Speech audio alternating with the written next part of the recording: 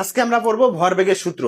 তো ভরবেগের সূত্রে যাওয়ার আগেই আমরা এর আগের ক্লাসটা একটু রিকল করি। হ্যাঁ, মানে নিউটনের গতির সূত্রটা।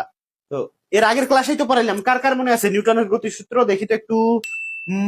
তুমি বলো তো, নিউটনের গতির দ্বিতীয় সূত্রটা বলো। কোনো বস্তুর ভরবেগের পরিবর্তনের হার তার উপর প্রযুক্ত বলের সমানুপাতিক এবং এবং বল যেদিকে ক্রিয়া করে ভরবেগের পরিবর্তনও সেদিকে ঘটে। একটা সূত্র বলতে এত আটকালে তো হবে না ভাই, একটু একটু স্মুথলি, একটু দ্রুত, একটু কুইকলি বলতে হবে। একটা সূত্র বলতে গেলেই যদি তোমার গা দিয়ে ঘাম বের হয়ে যায়, কান দিয়ে যদি বাতাস বের হয়, কে কে পড়ায় তোমাদেরকে? এগুলো কোথায় পড়ো?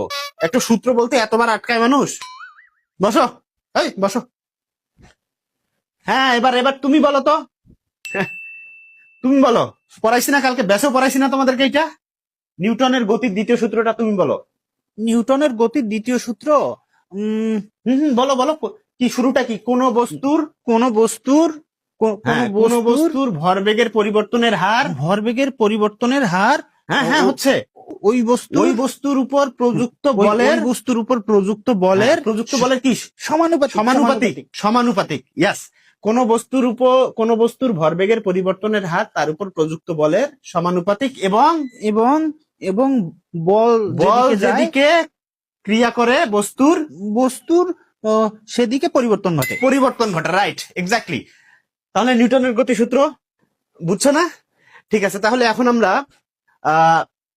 ভরবেগের সূত্রে চলে যাই। দেখো, পড়াই তো আমি সব ক্লাসে বুঝাই, সব ক্লাসে, আর তোমরা গিয়ে পড়ো অন্য কারো কাছে। পড়াই তো সব আমি রে ভাই।